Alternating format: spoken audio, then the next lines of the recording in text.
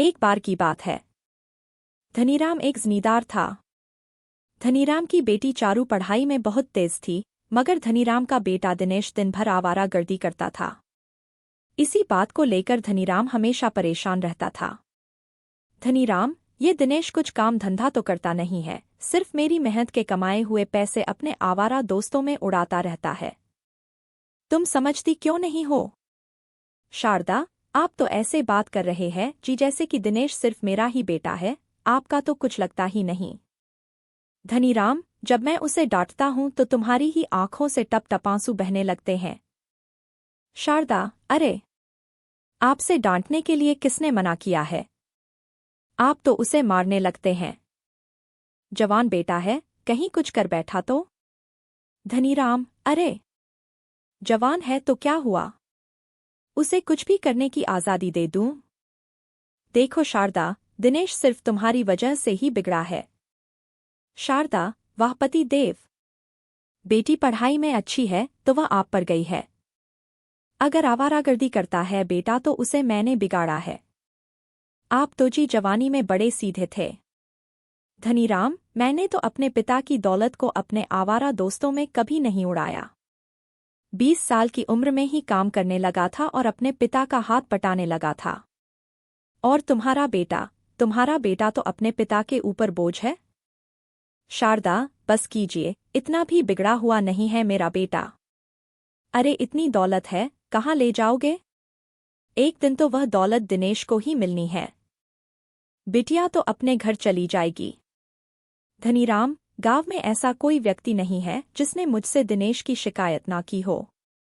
परसों तो दिनेश ने हद कर दी। मुखिया की बेटी बिंदिया को भी छेड़ा है उसने।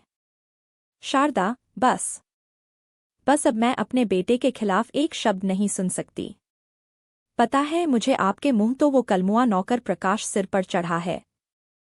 संसार में तुम ऐसे पहले पिता होंगे जो अपने बेटे की जगह अपने नौकर की तारीफ करते फिरते हो। नौकर, आप आ गए मालिक आप। आपके कहने के मुताबिक मैंने सुबह ही खेतों में पानी डाल दिया है और जो आपने गड्ढा खोदने के लिए बोला था वो भी खोद दिया है। धनीराम, अभी तो सुबह के 7 बजे प्रकाश। तू कितने बजे से काम पर लग गया? नौकर, मालिक, मैं सुबह 4 बजे ही आ गया था। एक बात और बतानी थी आपको। धनीराम, कौन सी बात? नौकर, कुछ देर पहले मुखिया यहाँ आया था। आपको बहुत उल्टी सीधी सुना रहा था।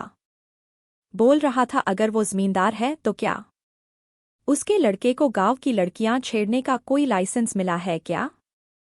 वो पुलिस में रिपोर्ट करने की धमकी दे कर गया है मालिक। धनीराम, अच्छा है, वो पुलिस में रिपोर्ट कर दे।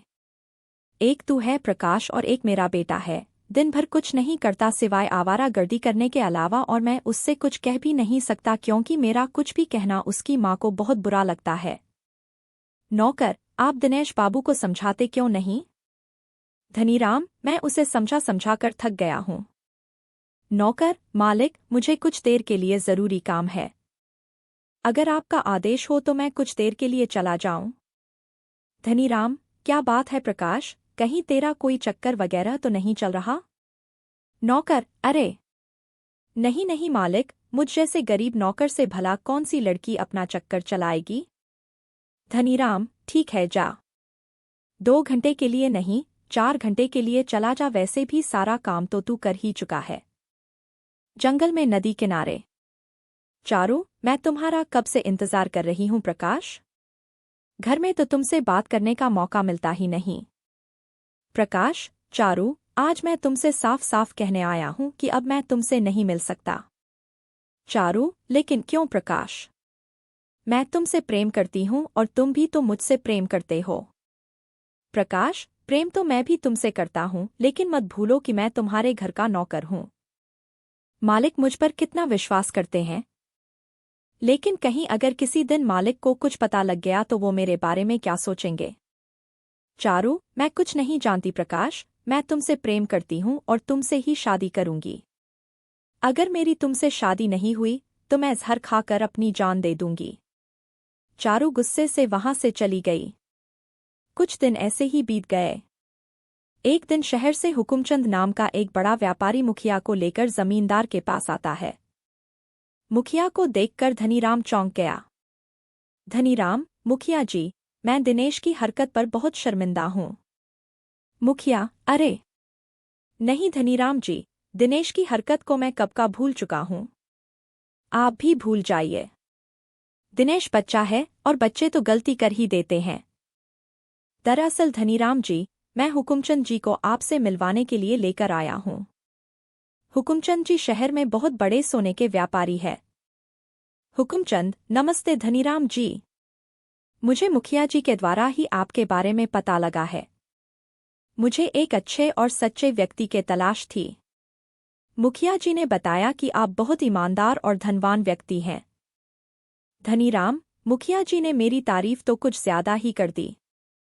मुझसे ज्यादा अच्छे इंसान तो मुखिया जी हैं, जिन्होंने मेरे बेटे की गंदी हरकत को भी माफ करके भुला दिया।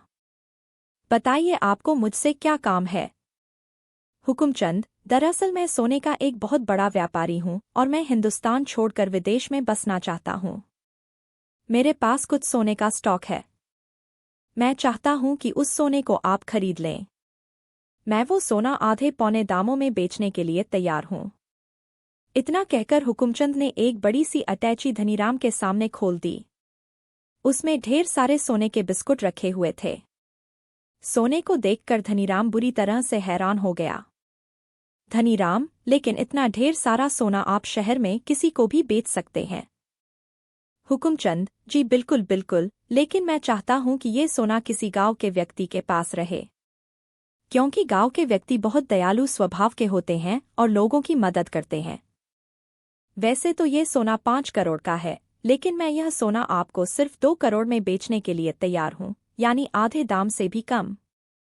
हुकुमचंद की बात सुनकर धनीराम सोच में पड़ गया, क्योंकि वह 2 करोड़ की जायदाद का मालिक था। मुखिया, सोच क्या रहे हो धनीराम जी? अगर आपके पास कैश नहीं है तो आप अपनी संपत्ति बेचकर इस सोने को खरीद लो और बाद में सोने को मुनाफे में बेच देना। आपकी संपत्ति भी 2 गुनी हो जाएगी।